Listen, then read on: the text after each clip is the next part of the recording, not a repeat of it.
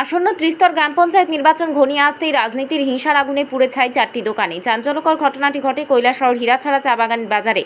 একের পর এক হুমকি প্রদান করা হচ্ছে। এরই প্রতিবাদে আজ জাতীয় কংগ্রেসের উদ্যোগে কৈলাসহর মহকুমার অন্তর্গত ইরানি থানাতে এক ঝাঁক কংগ্রেস কর্মী মিছিল করে বিক্ষোভ প্রদর্শন করে ডেপুটেশন প্রদান করা হয় ইরানি থানাতে।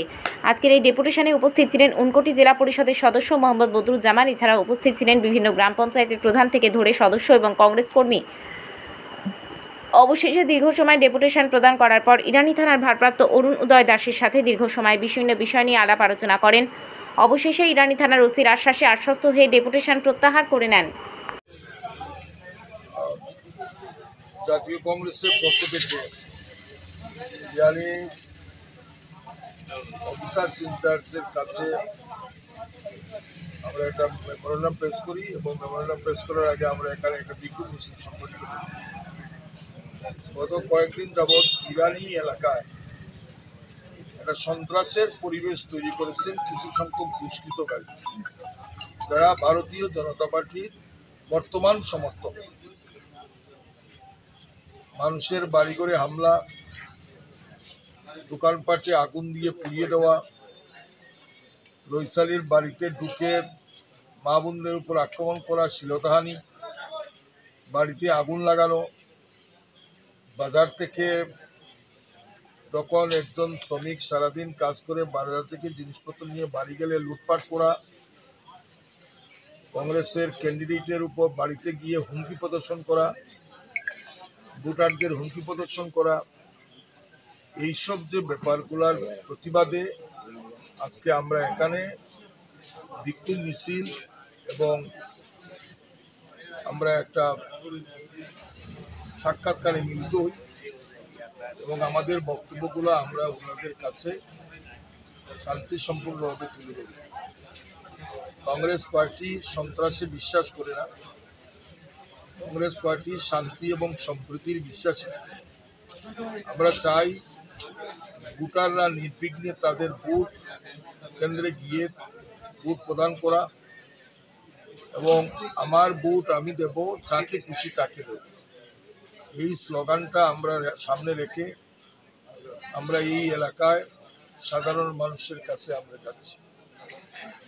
আমরা অনুতাপের সঙ্গে লক্ষ্য করছি গতকাল একটা মর্মান্তিক ঘটনা হীরাছড়া বাজার এলাকায়, যেটা বিলং করতেছে ইরানির মানুষই।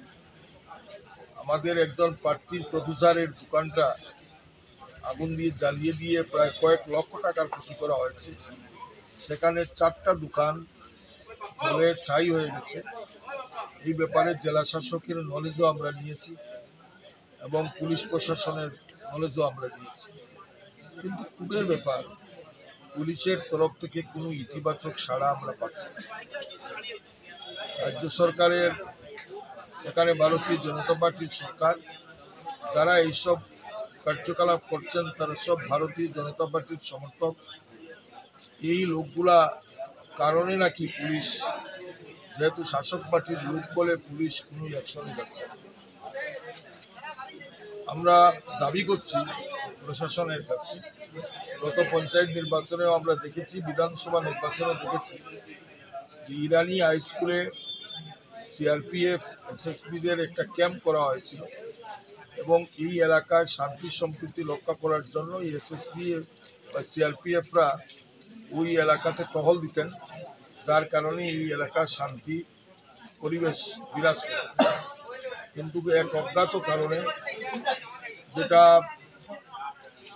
আমার মনে হচ্ছে উজান টুকার নির্দেশই হবে বা রাজ্য সরকারের কোনো কর্মকর্তার নির্দেশেই হোক, যে আমাদের ইরানিতে যে পুলিশ ক্যাম্প হতো, পুলিশের একটা রিজার্ভ ক্যাম্প হতো, সেটা এবার করা হয়নি। আমরা জোরালো দাবি রাখছি জেলা প্রশাসনের কাছে, জেলা পুলিশ সুপারের কাছে এবং আমাদের ঊনকোটি এবং উত্তর ত্রিপুরার ডিআইসির কাছে, ডেপুটি ইন্সপেক্টর জেনারেলের কাছে, যে এই এলাকায় শান্তি সম্প্রীতির জন্য, পঞ্চায়েত নির্বাচনের শান্তি সম্প্রীতির জন্য যাতে ইরানি হাই স্কুলে এক পুলিশের তরফ থেকে এখানে যাতে একটা ক্যাম্প করা হয়, যে পুলিশ এখানে নিরাপত্তা প্রদান করবে। আমরা কংগ্রেসীরা শান্তি চাই, অশান্তি হোক আমরা চাই না, কিন্তু শান্তির একটা ধৈর্য আছে। ধৈর্যর সীমা অতিক্রম হলে মানুষ তখন বিদ্রোহ হবে এবং সেই বিদ্রোহ রক্ষা করা প্রশাসনের পক্ষে কঠিন হয়ে দাঁড়াবে। আমার প্রাণ রক্ষা করতে গিয়ে, আমার বাড়ি রক্ষা করতে গিয়ে, আমার স্ত্রী পুত্র ইজ্জত রক্ষা করতে গিয়ে তখন একটা বিভীষিকাময় পরিবেশ তৈরি হবে। এই পরিবেশ যাতে তৈরি না হয়, প্রশাসন, জেলা প্রশাসন, পুলিশ প্রশাসনের তরফ থেকে উদ্যোগ নেওয়ার জন্য আমি জেলা কংগ্রেসের তরফ থেকে জোরালোভাবে দাবি জানাচ্ছি।